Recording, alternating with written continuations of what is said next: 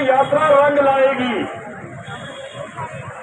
क्योंकि आप लोगों की कोशिश, आप लोगों की तलाश, आप लोगों का समर्पण राजस्थान में नहीं पूरे देश ने देखा है। चाहे वो सूचना का अधिकार की बात हो, मैं दावे के साथ कहता हूं कि ये तीनों क्षेत्र प्रजातंत्र में जनता के अधिकारों को, जनता की हिफाजत के लिए, जनता को संरक्षण देने के लिए स्थापित है। और इसी स्थान पर हमारा ये लोकतंत्र टिका हुआ है, प्रजातंत्र टिका हुआ है। क्या स्थिति है आज? विधायिका कानून बनाती है, लागू करने की जिसकी जिम्मेदारी है, क्या वो संजीदा है? उन्हें संजीदा होना पड़ेगा। और मित्रों, ये बिगड़े हुए घोड़े हैं।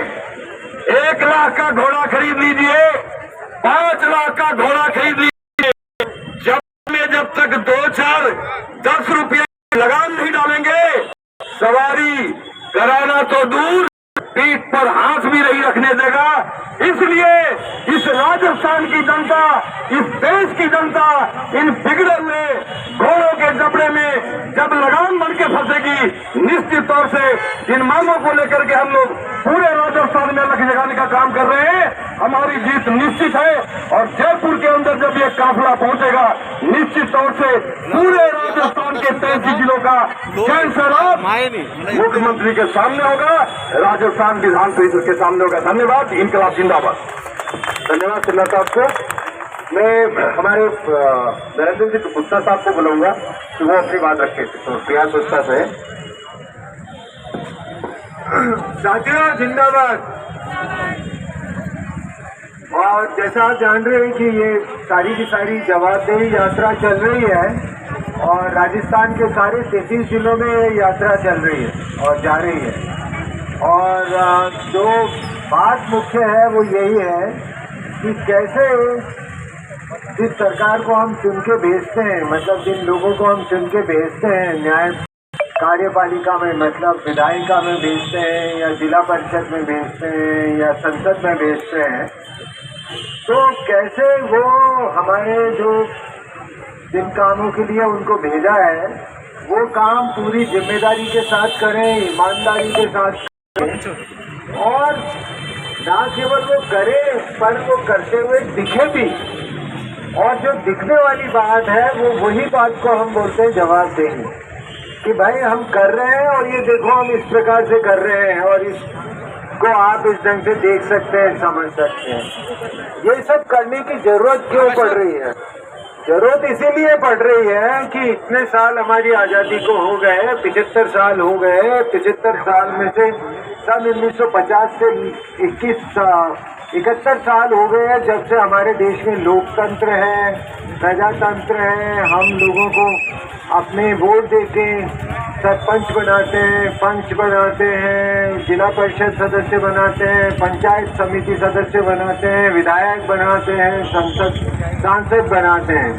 इन सबको बनाने के पीछे लक्ष्य यही है कि ये हमारे लिए जाके हमारे विकास के लिए, उत्थान के लिए, हमारे जो मूलभूत अधिकार हैं कि हमको पूरा भोजन मिले, हमको रहने के लिए घर उपलब्ध हो, हमको पर्याप्त मात्रा में जल मिले, हमको बीमार पड़ जाए तो इलाज की सुविधा मिले, हमारे बच्चों की पढ़ाई की व्यवस्था पूरी सही ढंग की हो, हमारा जो वातावरण है वो शुद्ध रहे, हवा गंदी ना हो, खराब ना हो और हमारे साथ किसी भी तरह का भेदभाव ना हो, कोई उत्पीड़न ना हो, कोई भेदभाव। आज बहुत आधारों पे भेदभाव होते हैं, महिला पुरुष के बीच का भेदभाव चलता है, फिर कोई जातिगत आधार पर भेदभाव चलता है, कोई जाति अपने आप को समझती है कि हम और दूसरी जातियों से बेहतर हैं, बड़े हैं, बड़प्पन है, हम जो कहेंगे वो सही बात होती है। कोई धार्मिक आधार पे भेदभाव करते हैं, कोई गांव के लोग शहर के बीच का भेदभाव करते हैं। तो ये जो इतने तरह के भेदभाव हैं, वो भेदभाव अगर जब तक खत्म नहीं होंगे तब तक हमारा देश, सब लोग मिलके एक साथ, एक सोच, एक समान के साथ आगे नहीं बढ़ सकते। और ये जो अभी गरीब की खाई है और ये जात की जो बीच की खाइयां हैं वो बढ़ती जाएंगी, कम नहीं होंगी। तो इन सबको कम करने की जरूरत है, इन सबको एक साथ लाने की जरूरत है। जो लोग ये भेदभाव कर रहे हैं, उत्पीड़न कर रहे हैं, उनको सबको संयमित करने की जरूरत है, उनको नियंत्रित करने की जरूरत है।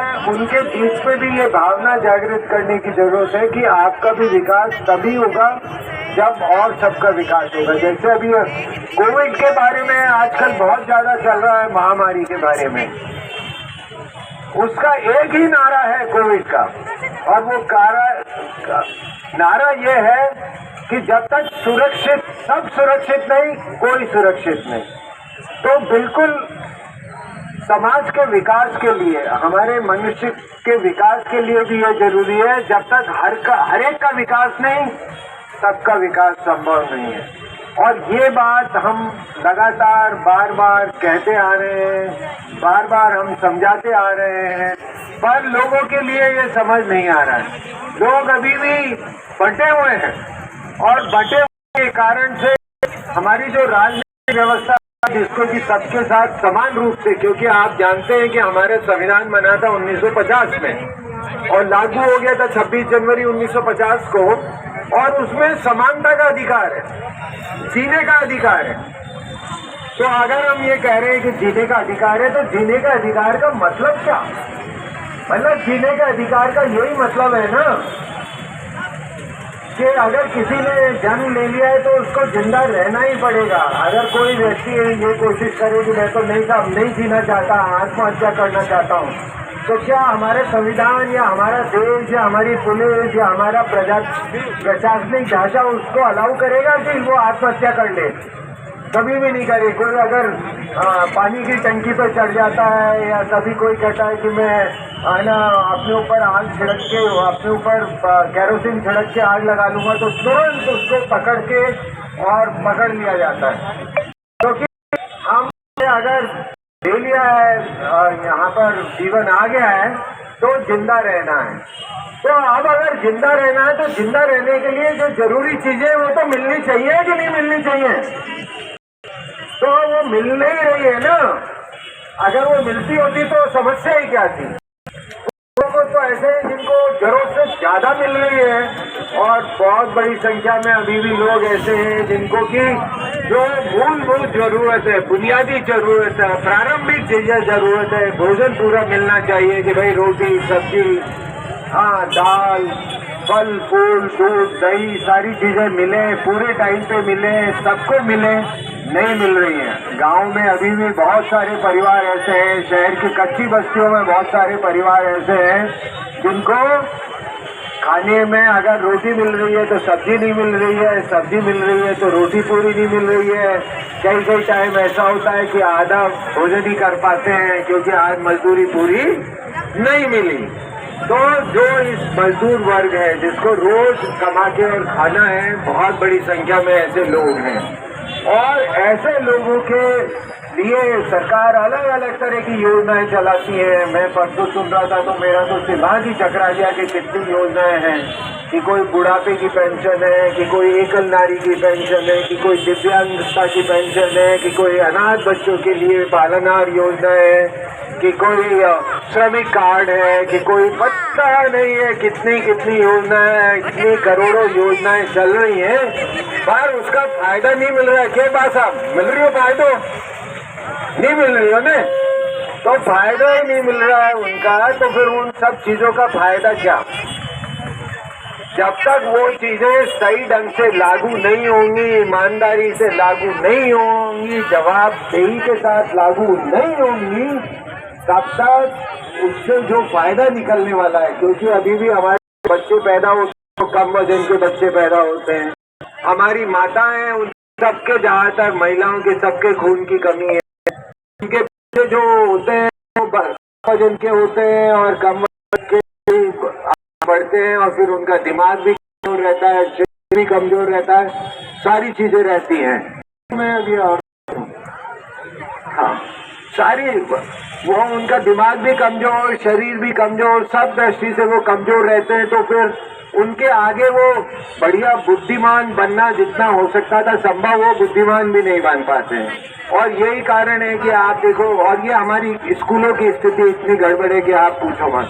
तो ये जो सारा चक्रव्यूह चल रहा है, इस चक्रव्यूह को तोड़ना है। और ये देखिए हमारे इतने नौजवान साथी पूरे जयपुर से चले हैं और अब पूरे 33 जिलों में जा रहे हैं। महिलाएं भी हैं, पुरुष भी हैं, सबने अपने सर पे एक बांध लिया है बैंडाना, और सब उसको बांध के और निकल पड़े।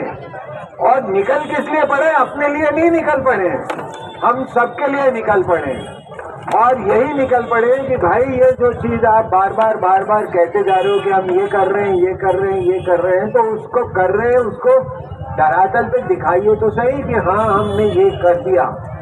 और इसके करने से बच्चों का कुपोषण इतना खत्म हो गया, माताओं का एनीमिया इतना खत्म हो गया, और कोई भी हमारे इलाके में बिना शिक्षा के नहीं रहा, सब शिक्षित हो चुके हैं। सब लोग इस स्थिति में आ गए कि वो सक्षम है। सबके लिए रोजगार की व्यवस्था है, अच्छे रोजगार की व्यवस्था है, ऐसे रोजगार की व्यवस्था है जिस रोजगार से न केवल वो अपने लिए रोजी कमा सके, पर उस रोजगार से देश का और सारे हमारे जो समाज का विकास हो सके, वो भी और आगे बढ़ सके। तो ये जो चीजें हैं, ये सब होना बहुत जरूरी है। और जब तक ये चीजें नहीं होंगी, हमारा ये जो संघर्ष है, हमारी जो ये मांग है, ये लगातार बनी रहेगी। क्योंकि हमने जिन लोगों को यहाँ से चुन के भेजा है, हमको उनको जवाबदेह बनाना है, हमको इस बात के लिए तैयार करना है कि